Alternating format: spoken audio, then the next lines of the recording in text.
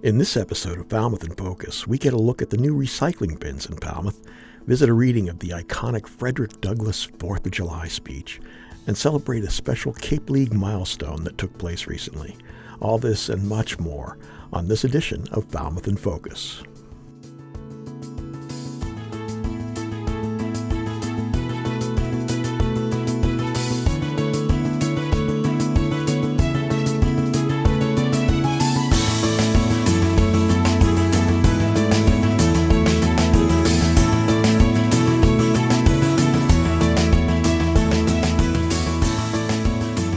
Hello and welcome to Falmouth in Focus, FCTV's current affairs program. I'm your host, Michael Kasparian. Well, it's summertime and time to roll out the barrels. The recycling barrels, that is. Falmouth's recycling coordinator, Mary Bunker, and the Solid Waste Advisory Committee have been reaching out to the community about the new recycling bins headed to every Falmouth household this summer. We caught up with them to take a look at the new bins.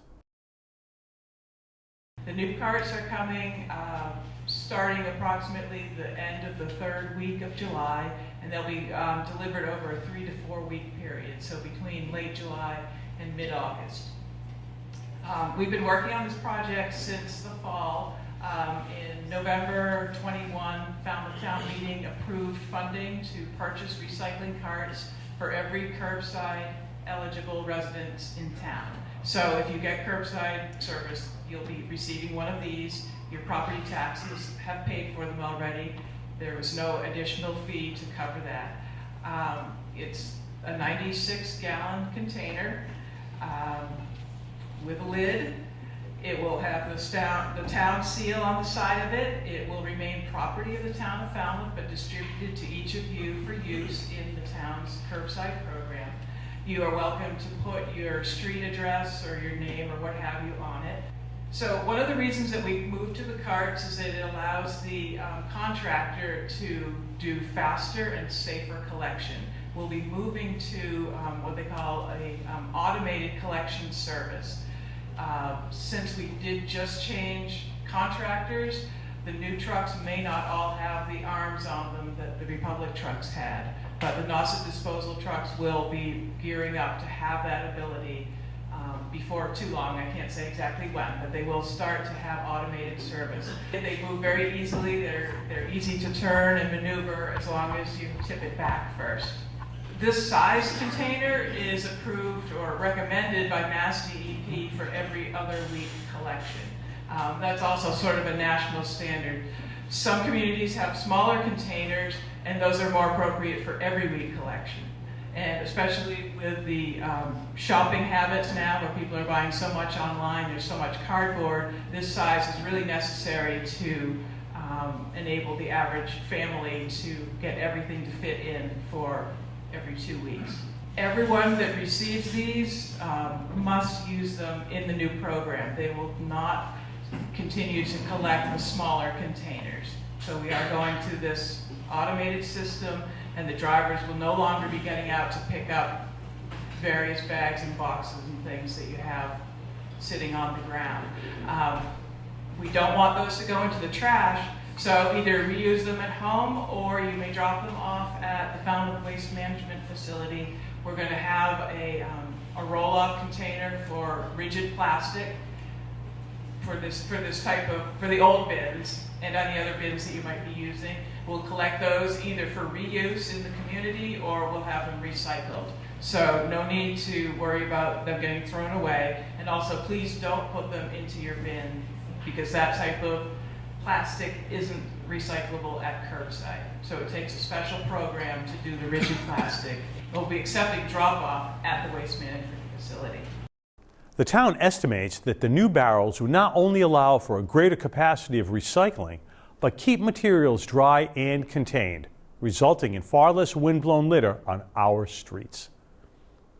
The latest reports show that COVID-19 case counts have risen very slightly in the town of Falmouth, with the COVID-19 community level in Barnstable County rising from low to medium. There are plenty of vaccine and testing capabilities available, and the CDC recently approved booster shots for 5 to 11-year-olds, which should be rolling out soon. The Friday briefings by Falmouth's health agent Scott McGann are a good way to stay informed on the latest local, state, and federal guidance. You can view the briefings on FCTV Government Channel 15, our Facebook page, and fctv.org. It's time now for 3 things from Town Hall, FCTV's condensed version of the takeaways from recent municipal meetings. Selections are chosen based on community impact. The Falmouth Select Board met this past Monday evening in a regularly scheduled session. One of the items on the agenda for that evening was to interview and vote committee members to their respective positions. Up for the vote were positions on the Human Services Committee, the Beach Committee, and the Barnstable County Home Consortium Advisory Council. I think this is a perfect opportunity to express the fact that it's pretty important to attend meetings, to committees that you want to apply to at least get your feet wet and know what you're getting yourself into, if nothing else. I know we have vacancies on a lot of them, but I've found through experience and talking to other people the value of attending meetings prior to being appointed to those boards. This is a general statement and observation, that's all. The chair of the Falmouth Conservation Commission gave a brief report to the board about the work they've been doing. Mr. Matthews began by introducing the board to the Conservation Department staff and reviewed the responsibility of the commission. Mr. Matthews then explained the commission's jurisdiction areas and recent projects the commission has been involved in. Our goal, of course, is to protect and regulate lands under our jurisdiction through the Massachusetts Wetlands Protection Act and the Falmouth Wetlands Bylaw. We also serve as stewards to the town conservation lands. Acting Town Manager Peter Johnson-Staub led a conversation with the board about the 2024 operating budget. Mr. Johnson-Staub suggested that the budget process should begin earlier than usual due to the several priorities the board has identified. He then went on to outline the priorities the board has made and how the operating budget could possibly reflect them. I know that the board has identified a number of potential new initiatives, and I didn't want to try to cram too much into one strategic planning session and then with an expectation that we're going to come out of that with really a good consensus about what priorities the board has for the operating budget. I think we need more conversations over a longer period of time for me to effectively incorporate your priorities into the budget that ultimately the town manager, whoever that may be, come December is going to submit. To see the meetings in their entirety, check out Government Channel 15's program schedule at fctv.org. In 2013, the United States Coast Guard began a search for a partner to assume responsibility for NOPSCA's Lighthouse Tower, Keeper's House, and the land surrounding the structures. The town of Falmouth was awarded the bid in March of 2016 and concurrently designated the Friends of NOPSCA Light accountable for restoration, maintenance, and operation as a museum. The Friends of NOPSCA Light remains the steward for NOPSCA and have full fiscal responsibility for the property. We are pleased to share our accomplishments, plans, and needs with you. Thanks to the generosity of our donors and the support of the Community Preservation Funds, Mass Cultural Council, and other awarded grants, the Friends fully restored the Lighthouse Tower in 2018 and began work on the Keeper's House in the summer of 2019. The renovation of the Keeper's House will be completed once the materials for the wood floors are received. In the meantime, we've developed a site plan that assures accessibility to the first floor of the Lighthouse Tower and Keeper's House. The plan also provides parking for visitors with physical needs. From that parking area, you will be able to read the story of NOPSCA along a walkway leading to the future museum and lighthouse. We will restore the terrace between the Keeper's House and Tower and provide an opportunity for memorials and acknowledgements in that area. With support from all of you, we aim to start this ambitious project in 2022. We look forward to the opening of the NOPSCA Maritime Museum. The Friends of NOPSCA Light established a museum committee in 2019 whose membership includes experts across many disciplines. The committee has developed a plan to open the Keeper's House as soon as the site work is complete. And although the final exhibits will still be in the planning and fundraising stage, visitors will experience the surrounding beauty from the house and be introduced to some of NOPSCA's history. Currently, content experts are developing narratives for the kiosks that will be placed along the walkway mentioned earlier. Our goal is to be able to share NOPSCA's story with the public from dawn to dusk, 7 days a week. With your support, over the next few years, we will bring the vision of a maritime museum at NOPSCA to life with innovative exhibits, public education programs for all ages, and activities to add to the vibrant cultural programs already available in Falmouth. Each of us has a personal story that ignited our passion for NOPSCA. We continue to share that passion with our family, friends, and community, along with an invitation for them to visit and help us with our mission. Today, I ask you to join us in sharing your passion for NOPSCA, and in doing so, help us expand the engagement of our community. As we grow, so will the need for volunteers. Contact us via email to learn more about how you can get involved. Our website contains many more details about our history and ways you can help. NOPSCA is woven into the fiber of Falmouth. Being part of the Friends of NOPSCA Light has introduced me to so many who make this a wonderful place to live, learn, and work. I look forward to meeting more of you and hearing your stories about NOPSCA. Every lighthouse needs a keeper. I invite you to join us in our mission. The Falmouth Commodores had been struggling earlier this season, but that didn't stop them from helping Coach Trundy to reach his 500th win with the team. Well, the Commodores get it done tonight, taking down the Bourne Braves by a score of 6-4. Trey Redfield here with head coach Jeff Trundy. Coach, 500 wins, finally. How's it feel? Well, I honestly didn't know anything about it. So Really? No, I didn't. I started counting wins, or stopped counting wins, I think, from day one when I started. It's always been about the opportunity that I've been presented here and to be around these kids and be around the people. And, the guy standing right over there hired me, 24 years ago, whatever it was, 26 years ago, I don't know. But I honestly didn't have any idea. So a couple of kids have come out of the dugout and said congratulations, and I honestly thought it was just because we finally won a baseball game after a little bad stretch. But hey, I'm happy for them more than anything. This group is something special, finally getting it off the schneid. How much does this group mean to you in comparison to the other teams that you've coached? Every team has mattered to me. I've been so grateful and so blessed to be able to be around these kids, and they make my day. They really do. So I can't even put into words, what each team and what each group of kids has meant, to me in my life, So very, very thankful, and it's kind of an emotional moment, I think, just from the standpoint of not talking about the win, but talking about being able to share this with a bunch of people that, you love being around. You guys got to keep it going tomorrow against Katuitt. How do you guys do it? Keep playing good baseball the way we did today. I thought we pitched well. I thought we hit certainly better, and we played good defense, made some good defensive plays. And, once again, very fortunate to have a great coaching staff, and, we'll get these guys, and I think they'll be ready to go again tomorrow. Coach, thanks so much for the time. Congratulations. Thank you. Thank you very much. Appreciate it. Congratulations to Coach Trundy and the Commodores. We wish you luck in the last half of the season. Thanks to the Commodores broadcast interns for that package. The Cape Cod Cape Verdean Museum and Cultural Center hosted a special reading of Frederick Douglass's 4th of July speech. FCTV was there to speak with organizers and attendees about what this event meant to them.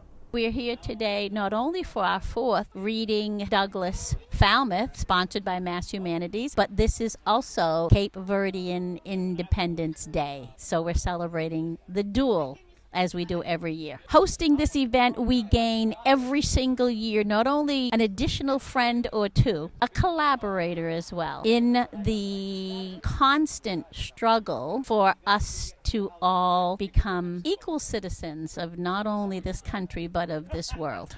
It's really just a reminder for Americans of the contradiction of the country we live in, and that we're celebrating all of our values of freedom on the 4th of July when at the time we had millions of Americans enslaved.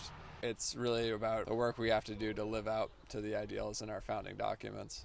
Whether we turn to the declarations of the past or to the professions of the present, the conduct of the nation seems equally hideous and revolting. Some of the things that I hear when I'm listening to the speech or reading the speech, it hits you in a place. It moves you in such a way. You can't set aside what was being felt back then and what some of us could be still feeling now. These conversations have to be had. This is not something that, okay, it was in the past and it stays in the past and we shouldn't talk about it. We should talk about it, because unfortunately, if we don't talk about that particular past, right, and if we don't understand what happened, then we're not going to be able to go forward. I think a big part of why we have such deep inequities, such racial injustice in our country, is because we haven't done enough to think about, to actually teach the truth about our country. And the fact that what we were talking about today, just reading Frederick Douglass's speech, just teaching it, just reading it, is actually banned in this country, just shows you how much farther we have to go, how little we've done. As I read from Douglass, the 4th of July, it doesn't quite mean what it used to. I would love the fireworks, and I love the celebration of our country. But Douglass said it didn't quite mean the same for black folks as it did for the founders of this country. The more you learn, the more you study, the more you realize that it was really established for the white Europeans. The laws and the rules. Frederick Douglass said at one time, it is a day more for me to mourn. And it's not mourning that this country exists, but the laws and the rules that oppress far too many of us. I would like to expand this event not only just to Falmouth, but every single town on Cape Cod at least, and the islands, host Reading Frederick Douglass every single year. It is impactful, powerful, and necessary. A change is gonna come. Oh, yes it will. To learn more about the Cape Cod Cape Verdean Museum and Cultural Center, visit capecodcvmuseum.org. Thanks to Max Sykes for that piece. We're going to take a quick break, and when we return, we'll learn more about a group dedicated to helping Falmouth teachers. Stay with us. The Falmouth Garden Club, established in 1931, recently celebrated its 90th anniversary of its members' common love of flowers and gardens. The club's purpose is to encourage the study of and interest in gardening and horticulture, to aid in the protection and conservation of Falmouth's natural resources, and to assist in the beautification of Falmouth. All membership meetings are normally held the first Monday of the month at the Fellowship Hall of the First Congregational Church on the Green.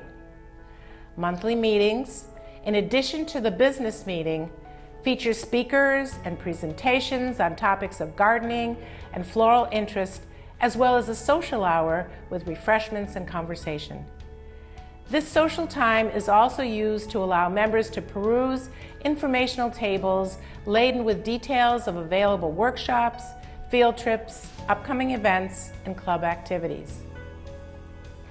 One of Falmouth Garden Club's most visible contributions to the Falmouth community is its maintenance of all the gardens at the museums on the Green, which include the Colonial Garden, the Memorial Garden, the Pollinator Garden, the Herb Garden, and the Blue Star Byway Garden. Additionally, Falmouth Garden Club maintains the Cupola Garden in front of Mullen Hall, and the window boxes on the bus depot, and containers outside the Chamber of Commerce, and the Walsh Rose Garden in Woods Hole. The Falmouth Garden Club has quite an extensive community outreach.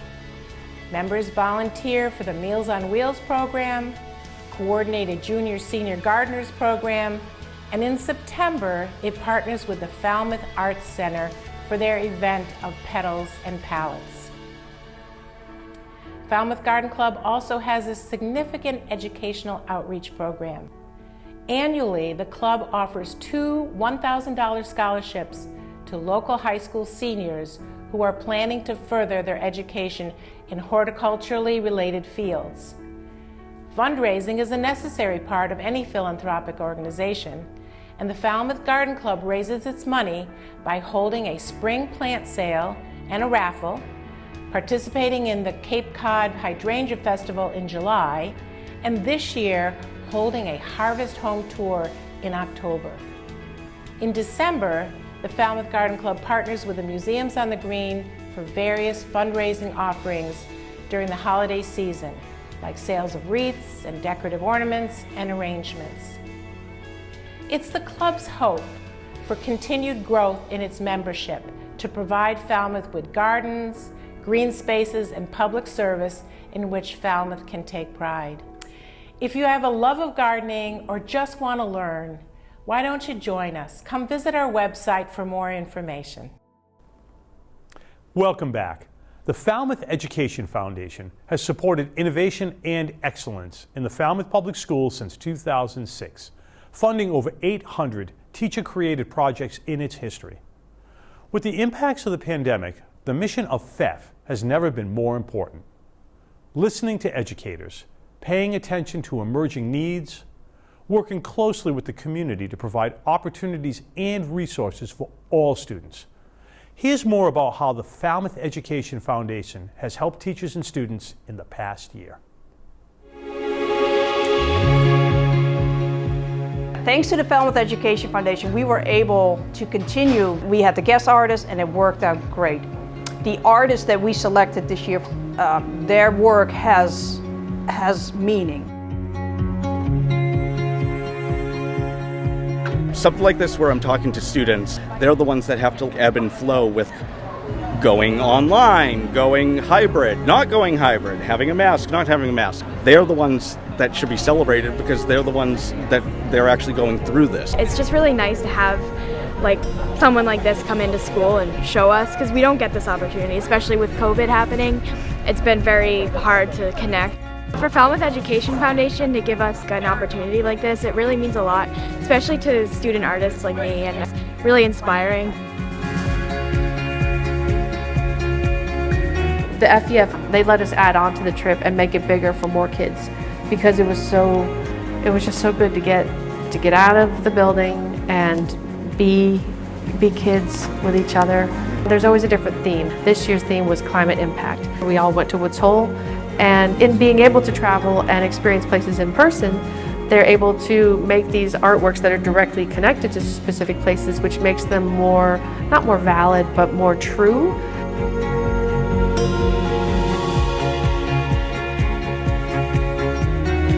As we looked to plan for our year ahead, we found the Traveling Global Mural Project. Part of the project is to divide your mural up and send it out into the world, taking into consideration the district goals of diversity, equity, and inclusion, as well as social emotional learning.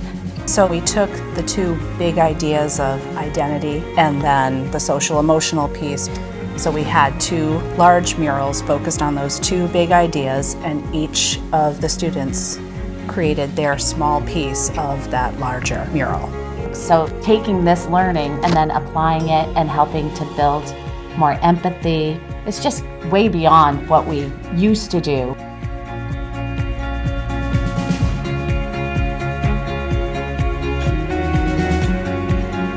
Because of the pandemic, there were a lot of learning gaps, and more than half the class came in below grade level.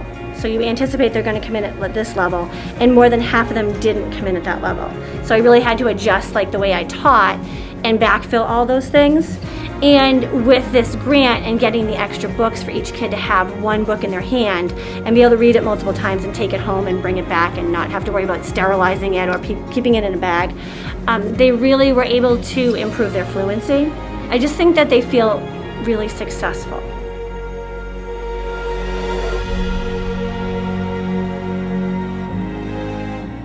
During the pandemic, we were struggling on how we were going to reach and connect with our younger students. We were making paper packets.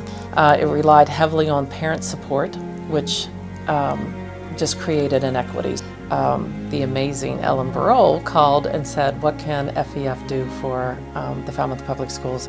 We thought that the best way was if we could also have Chromebooks for our youngest students. FEF spent over $100,000 And we were able to get them out, and then teachers could connect, and it just made a world of difference.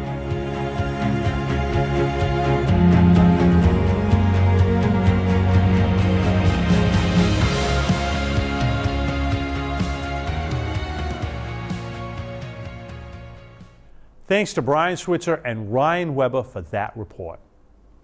Seaweed is an important part of the health of the oceans, and the Woods Hole Oceanographic Institute shared this fascinating look at these aquatic plants and their essential role in our coastal ecosystem.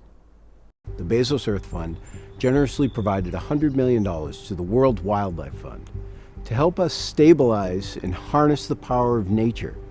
Seaweed is a highly nutritious food source, and when it grows, it doesn't require any arable land, fresh water, or fertilizers.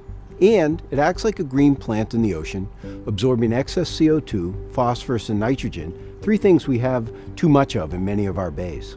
WWF is looking to develop new markets for seaweed to increase demand, which will enable more farmers to produce more seaweed in the ocean, which will provide societal and climate benefits as we start to accelerate the development of these farms. The project here we're doing at the Woods Hole Oceanographic Institution with funding from the World Wildlife Fund is to compare different top-performing strains that we've developed through our funding from the Department of Energy's Mariner program. The thing I'm most excited about is that we will now get to partner very closely with commercial farmers. We are taking our results out of the lab and our research test farm to their actual commercial operations. They will be the best judges of whether the strains and the traits that we're selecting for are suitable for them and their commercial operations. Thanks to Hui for that piece. FCTV wants to remind you that television can be as easy as hitting record on your smartphone. We'd like to invite all Falmouth residents and visitors to share their slice of life with us. Email us your photos and videos, or upload them to Facebook, Twitter, or Instagram using the hashtag MyFalmouth or Falmouth in Focus to be featured on the show. Thank you to our most recent contributors. We leave you now with the sights and sounds of the Falmouth fireworks from the 4th of July. Thank you for watching Falmouth in Focus. We'll see you next time.